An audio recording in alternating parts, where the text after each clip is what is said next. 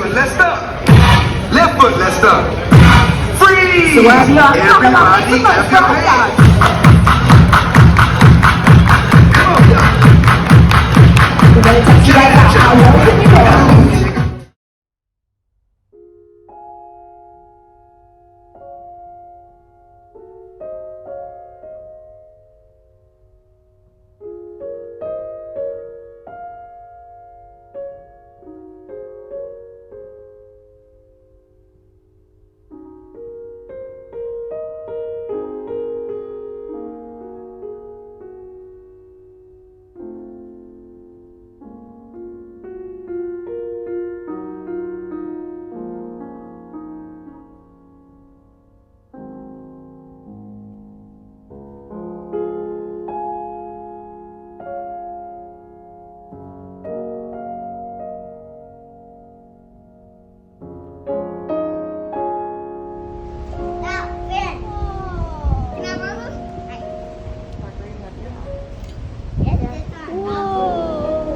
These dolphins, wait, why is the dolphins there? Why is there a bunch of dolphins around on a ship?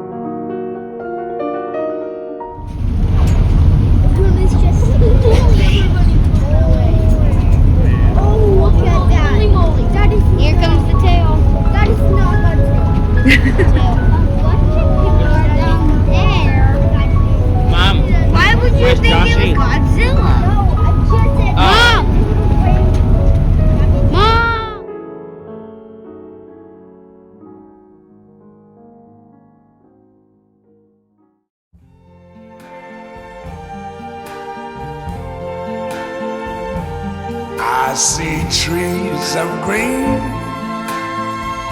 red roses too. I see them bloom for me and you. And I think to myself, what a wonderful world.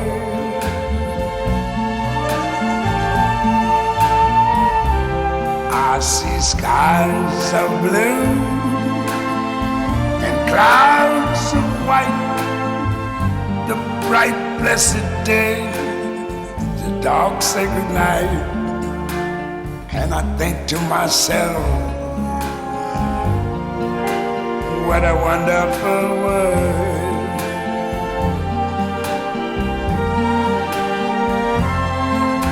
The colors of the rainbow, so pretty in the sky, are also on the faces of people going by.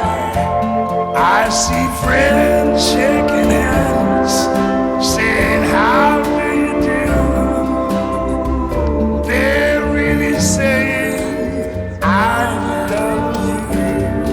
I hear babies cry, I watch them grow. They'll learn much more than I never knew. And I think to myself, what a wonderful world. Yes, I think to myself,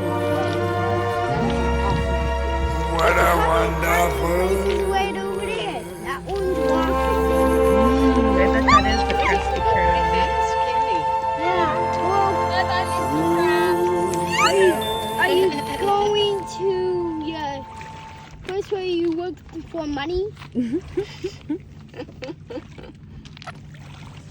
Hello.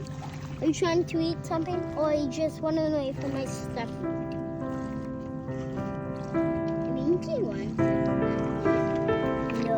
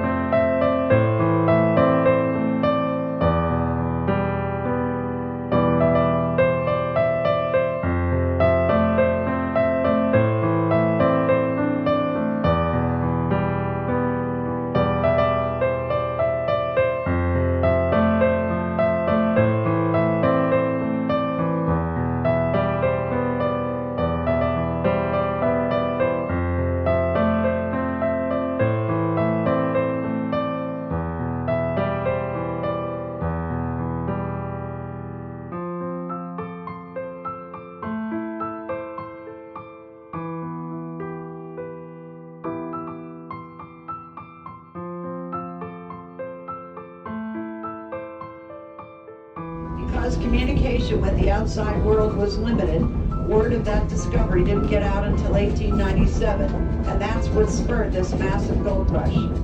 The rich man's route involved sailing around Alaska and up to the Yukon River, which was easy but expensive. The poor man's route involves sailing up the Inside Passage to either Skagway or Dyea, and then hiking over the Coast Range Mountains to get to the head of the Yukon River. Even then, they had another 500 miles by river to reach the gold fields, often done in homemade boats.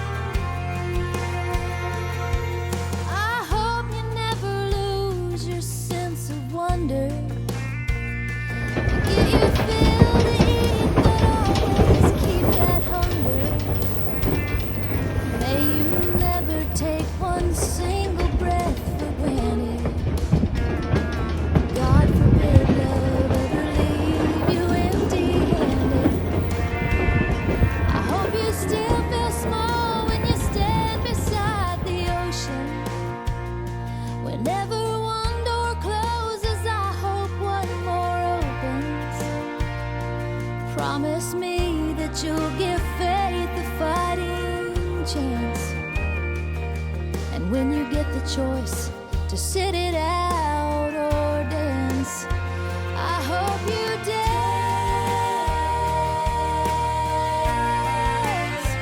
I hope you dance.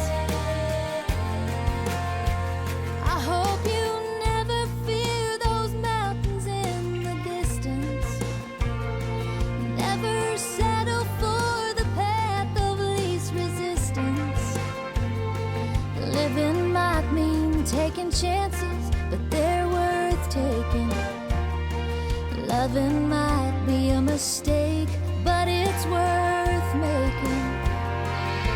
Don't let some helping heart leave you bitter. When you come close to selling out, reconsider. Give the heavens above more than just a passing glance. And when you get the choice to sit it out or dance, I hope you Go! 5, 4, 3, 2, 1. I hope you Wants to look back on their using. I hope you Where those years have gone. I hope you still feel small when you stand beside the ocean.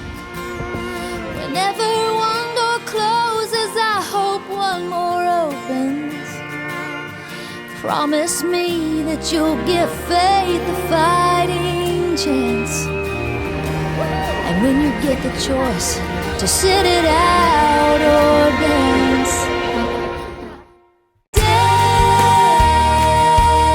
dance. I hope you dance. I hope you dance. Is a will and constitution. I hope you dance. So long. I hope you dance. To look back on their using. I hope Where you years dance. have gone. Tell me who wants to look back on their using. Wonder where those years have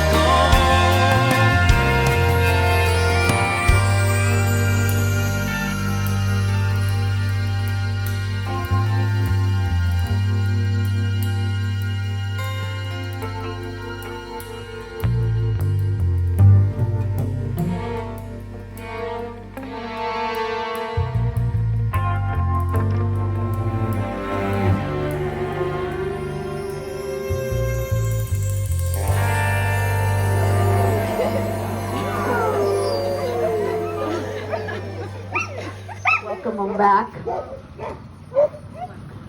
Awesome, yeah.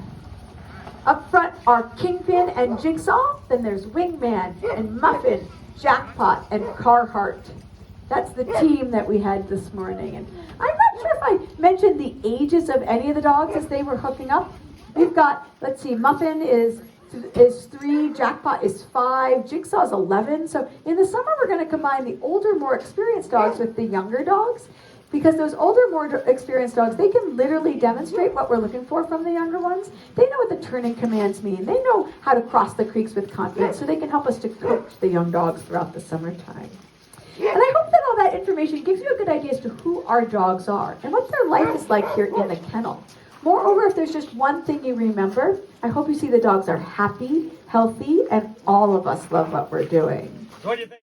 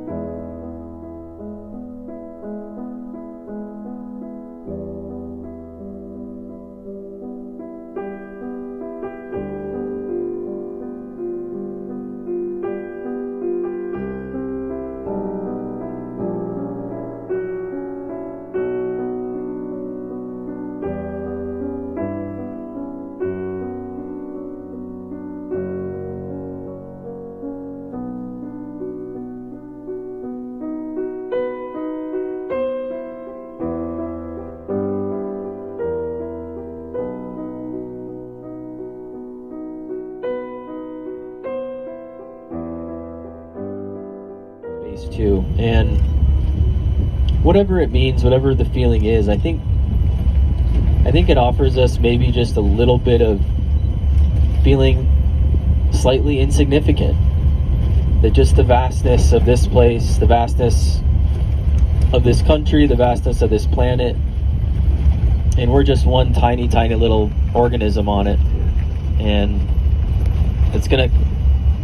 life goes on here with or without us, you know. It's kind of almost a little, I think, deflating of the ego. I think a lot of worries go away when you realize not quite as important as we think we are, maybe. And what I really think it is just a dose of humility, a little bit of being humbled, I think. And if you haven't felt small today, I promise you will on your Alaska trip. And I think that I mean that in the best way.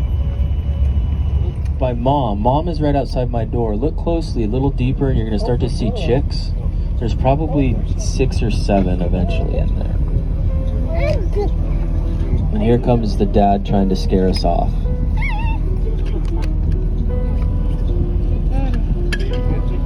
Yeah. Oh, you see the little baby? Wait, are those? Oh, there's more. Mom, what's my book? What's the book? It's behind me. Do you see more? How many do you see, buddy? 1, 2, 3, 4, 5, 6.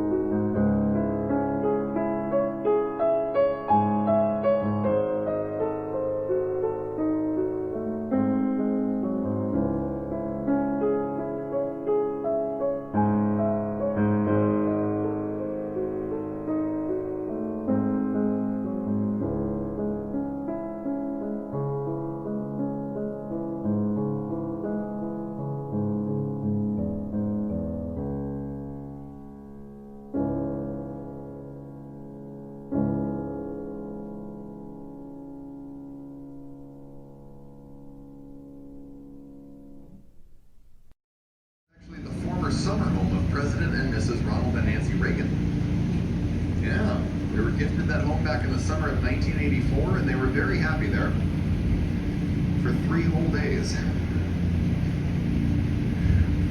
They were the guests of our senator at the time, Frank Murkowski.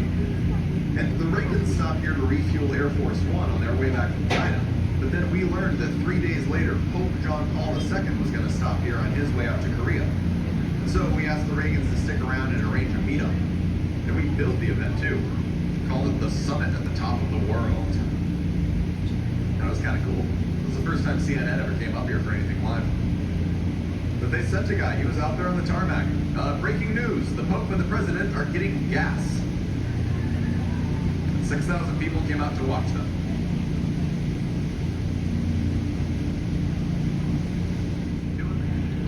But if you carry the fine print there, it says American by birth and Alaskan by choice. And that's a motto we actually really like up here. In fact, one of our favorite Alaskans by choice is someone many of you will recognize by name, the legendary Iditarod musher Susan Butcher. And she actually got her start right here on the Juneau River. Over to her right, there's a dog sled and some homes, which are left over from what used to be the dog yard of John Verbeek, who was known as the Flying Dutchman, a very famous sprint musher back in his day. And when Susan moved up here from Massachusetts, she sought John out and kind of interned with him for a couple of years. Got the lay of the land and learned how to work with dogs from him, and then once she felt ready, bought some of his dogs to go start her own kennel. And at the time, people didn't think she was going to do much of anything. You know, I mean, you know how guys were back in the 80s.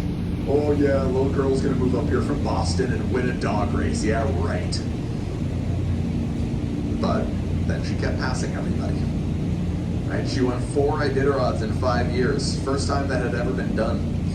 And they started putting up t-shirts that said in big letters, Alaska, where men are men and women win the Iditarod. To our right here, the guy who made that home built the whole thing himself by hand, kind of just to prove that he could.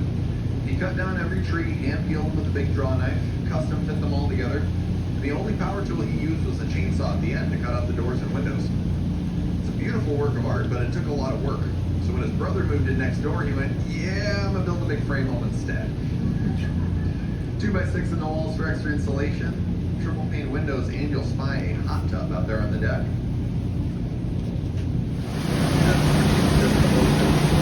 Mommy, tippity top. I'm serious.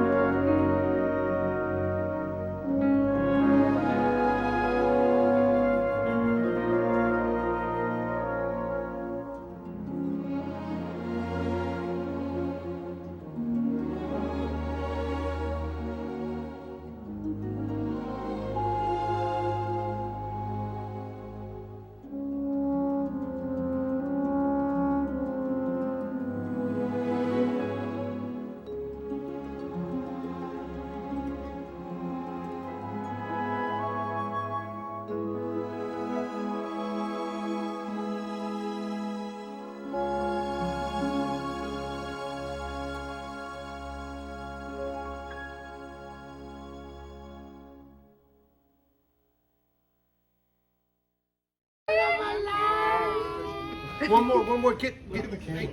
One more for me too, please. Okay, another one. Say I love my life on 3. 1, 2, 3. I love my life. Wing nut.